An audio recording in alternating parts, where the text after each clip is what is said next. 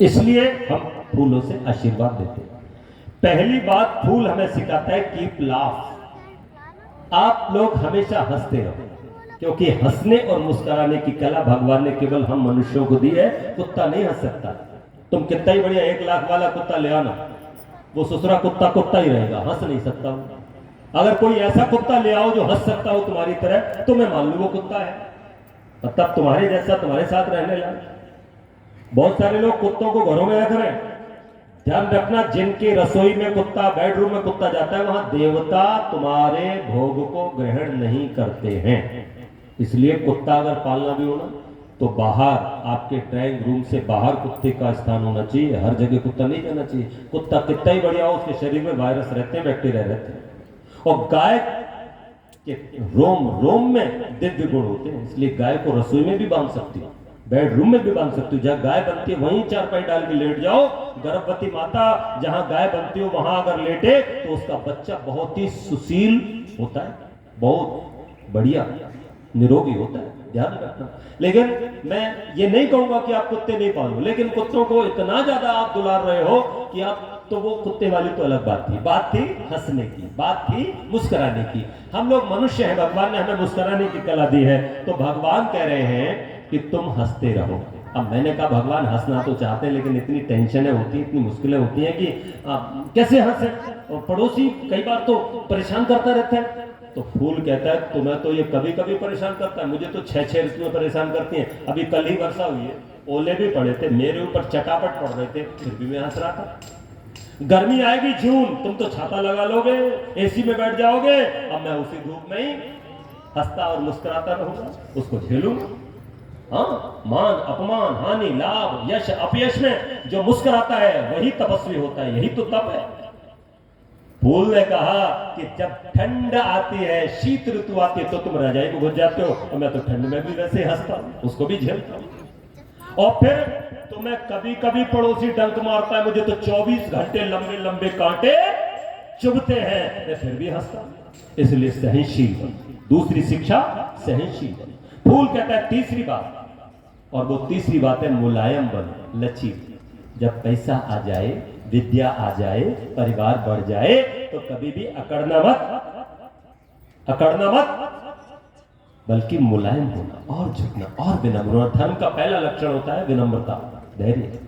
और चौथी शिक्षा फूल देता है, हम लोग आशीर्वाद देते हैं तो यही मानो संदेश दे रहे होते हैं। चौथी शिक्षा है, जैसे ही फूल खिलता है तो उसके पास पराग होता है। मधुमक्खी आती है, तितली आती है, चूटी आती है, चीटा आता है, पता नहीं कितने कितने जानवर आते हैं, पक्षी आते हैं, सबको देता है, ले जा ले जा ले जा, तू भी ले। एक बार क्या हुआ, तितली में और मधुमक्खी में लड़ाई हो गई। अब मधुमक्खी बेचारी जब ले रही थी रस पराग, तो तितली बोली हट काली कलूटी, तू कहां से आ गया? तेरे को फूल पसंद नहीं करता, मैं देख कितनी सुंदर हूं, मुझे फूल पसंद करता है, तू हट। तो मधुमक्खी बोली मुझे फूल पसंद करता है बहन, सच कहूं मेरे को तो जितनी बार मैं आती हूँ कभी मना नहीं करता, मैं तो एक दिन में 10,000 चक्कर लगाती हूँ, मेरे को कभी अगर पसंद नहीं करता होता तो बोलो मना कर देता कि नहीं। तो तितली बोली हट, अभी पूछवा देती हूँ फूल से, फूल बताओ इस काली कलूटी को तुम पसंद करते हो क्या? तो फूल बोले किसको काली कलूटी कह रही हो? बोले यही जो मधुमक्खी है आ जाती है। बोले देखो सच कहूं तितली रानी, तुम हो तो सुंदर, लेकिन ये तुम्हारी सुंदरता बाहर की है, तुम अंदर से सुंदर नहीं, तुम अंदर से काली की काली हो। और जो तुम जिसको काली कह रही हो ना, वो अंदर से उसका मन देखो वो कितनी सुंदर है। हाँ, अगर तुम मुझसे पूछती हो तो मेरा तू की देने का स्वभाव है, इसलिए दे तो मैं तुम्हें भी देती हूँ, लेकिन बार बार देने की मेरी अगर इच्छा होती है तो मधुमक्खी को देने की इच्छा होती है, और मैं दूंगी उसको, जितनी बार वो मेरे पास आएगी मैं उसको दूंगी। बोले ऐसा क्यों? बोले तुम जो लेती हो, एक मिनट बैठ जाओ, तुम जो लेती हो वो केवल अपने लिए लेती हो तितली रानी, और ये जो मधुमक्खी लेती है ना, ये संसार के लिए लेती है, ये संसार भर के लिए लेती है, इसका शहद दुनिया खाती है, ध्यान रखना। इसलिए ऐसे जो परोपकारी जीव हो, फूल की चौथी शिक्षा है, नागेश जी ध्यान से सुनना आप लोग भी, कि जब भी आपके बीच में कोई परोपकारी, कोई संत, कोई उपकारी व्यक्ति आए, तो जितनी बार वो आपके पास आए उतनी बार आप देना, देने से आपका बढ़ेगा ही घटेगा नहीं। न कुछ लेकर के आए थे न कुछ लेकर के जाएंगे, कमाया जो भी है हमने यहीं सब छोड़ जाएंगे।